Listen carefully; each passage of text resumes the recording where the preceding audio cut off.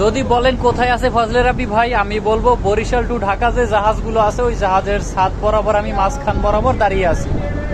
এখানে পরিবেশটা কিন্তু খুব সুন্দর, এবং যে ঘাটের লঞ্চটা জালকাঠি ও বানারীপাড়ার ভিতরে যায় ওই লঞ্চটা কিন্তু আমাদের এই সাইড বরাবর আছে।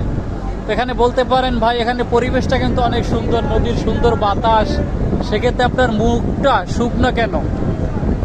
আমি বলবো ভাই আমার গ্রামের এবং আমার নিজ বাসস্থানের যে একটা পরিবেশ, ওই পরিবেশটা আমি ঢাকার শহর মানিয়ে নিতে পারি না।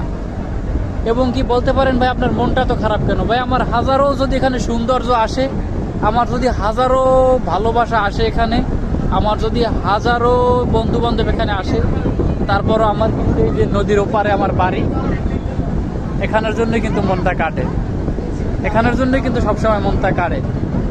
তো তাই বলতেছি নিজ বাসস্থানের খুবই একটা মায়া।